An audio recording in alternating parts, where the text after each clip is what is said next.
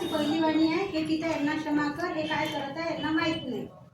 जेव्हा येशूला क्रूसवर चढवलं तेव्हा येशूने आपल्या तोंडातून काढलेलं पहिली वाणी आहे. आणि माझी ही पहिली वाणी असताना मी परमेश्वराला सर्वप्रथम त्याच्या हातामध्ये मला घे परमेश्वरा, आणि जे काही माझ्या मुखातून शब्द निघणार ते माझ्या ऐकून नाही तर ते तुझ्या ऐकून होते. पित्या माझ्या शरीराला तुझ्या नियंत्रणमध्ये घे बाप्पा, आणि सर्व काही आदर महिमा मी तुला देते. छोटीशी प्रार्थना येशूच्या नावात मागते म्हणतोय. परमेश्वरा जेव्हा क्रूसवर चढवलं तेव्हा परमेश्वराने म्हटले हे पित्या यांना क्षमा कर. लूका याचा 23वा अध्याय वचन 34. आणि जेव्हा तो क्रूसवर चढवला तेव्हा तो दुःखी नव्हता. तो आदल्या दिवशी सुद्धा तो खूप दुःखी होता. तो गेला आणि जाताना त्याला आपले 12 चेले भेटले. 12 चेल्यांना त्याने म्हटलं की तू निरंतर प्रार्थना करते रहो की परीक्षा में ना पडो. आणि तो समोर जाऊन गट समेत बागेत केला आणि बागेत जाऊन त्याने घुटण्यावर येऊन आपल्या पित्याजवळ प्रार्थना केली. तो इतक्या मनाने, इतक्या दुखाने, इतक्या अंतकरणाने आपल्या पित्याला आवाज देत होता की हे पित्या. डोंग्यावर आला आणि डोंग्यावर येऊन आपल्या पित्याजवळ तो प्रार्थना करत होता. खूप अंतकरण दुःखी होतं त्याचं.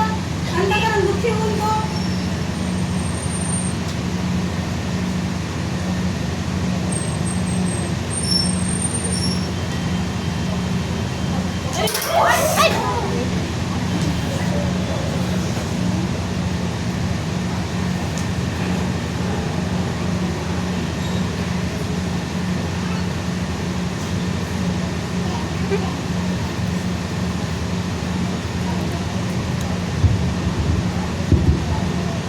अंतकरणाने दुःखी होता.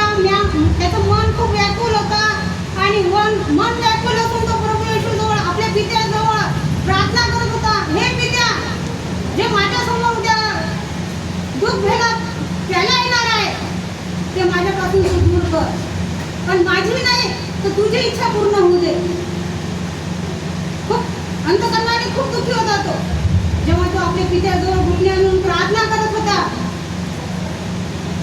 त्याने असं कोणतं वजन वाहिलं होतं की त्याच्या शरीरातून घामाचा पशिना, रक्ताचा पशिना टपटप पडत होता जमिनीवर. त्याने वजन वाहिलं फक्त आपल्यासाठी. आपल्या पापांचं वजन त्याने आपल्या स्वतःवर घेतलं आणि स्वतःवर घेऊन तो आपल्या पित्याजवळ प्रार्थना करत आहे. हे पित्या यांना क्षमा कर, हे काय करत आहे यांना समजत नाही. आणि पित्याजवळ म्हणत आहे पित्या होऊ शकेल तर हा प्याला माझपासून तू दूर कर, पण माझी इच्छा नाही तर तुझी इच्छा पूर्ण होऊ दे. त्याने आपल्या पित्याची इच्छा पूर्ण होण्यासाठी हे सगळं काही होऊ दिलं.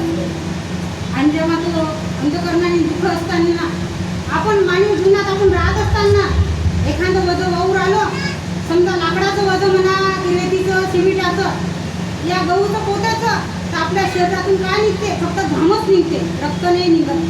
पण जेव्हा येशू वजन वाहत होता तर त्याच्या अंगातून रक्ताचा घाम निघाला. तो खूप अंतकरणाने दुःखी होता म्हणून त्याच्या अंगातून रक्ताचा घाम निघाला. तो घाम याच्यासाठी निघाला की तुमचं माझं वजन तो क्रूसावर उचलत होता.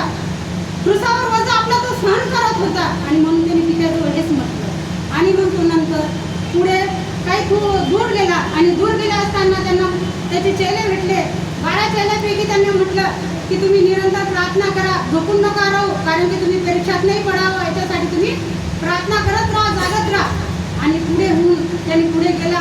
आणि नंतर ते पुढे गेल्यावर त्याला पकडणारे यहुदी होता. यहुदीने त्याला पकडून दिलं. फक्त 30 शिक्क्यामध्ये त्याला पकडून दिलं. आणि पात्रसनी त्याला यहुदीने त्याला विकलं आणि पात्रसनं 3 वेळा इन्कार केला.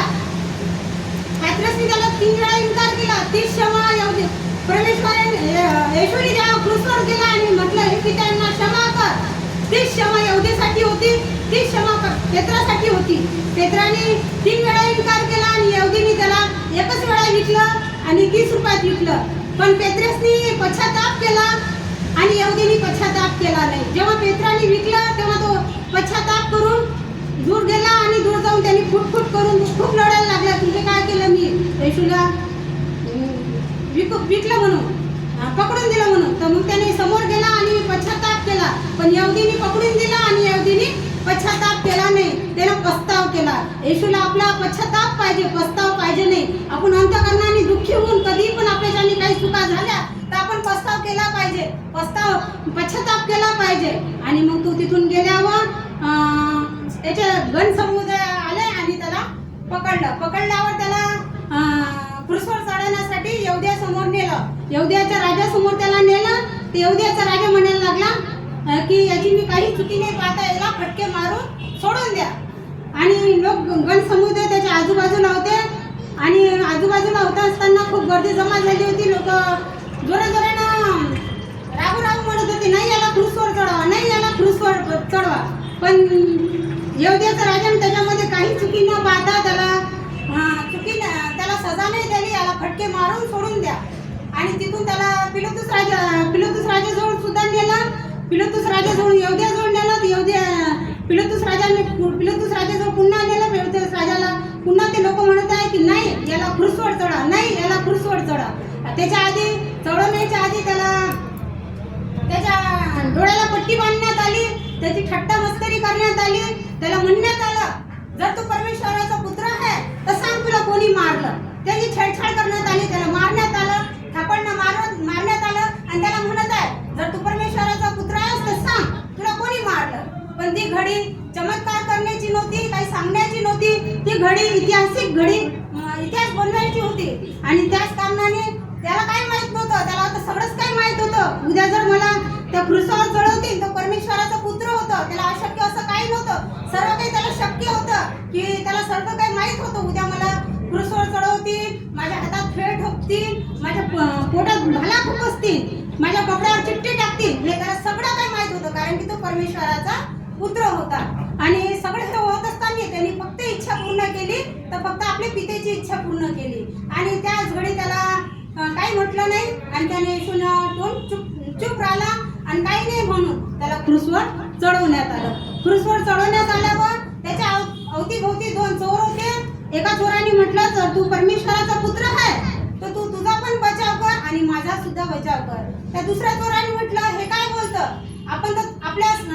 आपण चूक केली त्याची सजा भोगत आहोत, पण याने तर काही चूक केली नाही, हा कशाची सजा भोगत आहे. तेव्हा येशू त्याला म्हटलं, येशूने त्या चोराने येशूला म्हटलं की हे येशू जेव्हा तू स्वर्ग लोकात जाशील तर माझी आठवण ठेव. येशूने म्हटलं की तू आजच माझ्यासोबत स्वर्गलोकमध्ये असशील असं म्हटलं. आणि आपण पाहतो क्षमा हे 2 अक्षराचं आहे फक्त. क्षमा काही जास्त मोठं हे नाही, पण क्षमा आपल्या जीवनात आहेच नाही. जेव्हा आपण आपल्या कोणाशी भावाशी म्हणा, आईशी म्हणा या शेजाऱ्याशी म्हणा काही चूक होते, जसं माणसात एखाद्याला बाईक दिली नाही तर आला राग, लेकरांचं एखाद्याला मैत्रिणीला नोटबुक नाही दिली आला राग, जरासा मोबाईल नाही दिला तर आला राग, आपल्या लेकराला कोणी मारलं तर आला राग. असं आपल्यामध्ये एकामेकाच्या बद्दल राग आला की झालं भांडणच झालं, आपण बोलतच नाही. वर्ष लागते, 1 महिना लागते, 2 वर्ष लागतात, या 2 महिने लागते, 5 महिने लागते. आपला क्षमा हे भावना आहेच नाही. क्षमा अक्षर पाहिलं तर एवढंच आहे, पण आपल्याला काय वाटतं ते खूप मोठं डोंगर आहे. जर आपल्या समोर आपली मैत्रीण भांडण झालं ती चालले, आपण सुद्धा ती अशी बोलत नाही. परमेश्वराने पण आपल्यासाठी तो दीन झाला, नम्र झाला, एक गधा झाला. गधा होऊन, गध्याचा स्वभाव कसा असते, गधा कसा असते, शांतीचा प्रतीक असते. पण आपल्यामध्ये आपल्याला अहंकार आहे. परमेश्वराचा स्वभाव कसा होता, स्वभाव एकदम नम्रता होता, शांत होता, प्रेम होता, दयाळू होता. तसंच आपल्यामध्ये आपण हमेशा शांतीचा आणि प्रेमाचा स्वभाव ठेवला पाहिजे. जसं शारोन का गुलाब. आता गुलाब कसं असते, सुंदर गुलाबाचं फूल असते, पण आपल्यासाठी येशू काय झाला, त्याला क्रूसवर लांदण्यात आलं, त्याला लहूलहान करण्यात आलं. त्याचा चेहरा ओळखण्यात होते की तो येशू आहे म्हणून. येशूने आपल्यासाठी सर्व काही क्रूसवर सहन केलं, पण आपण काही माणसाच्या गोष्टी काही सहन करत नाही आणि या मार्गाने जातो.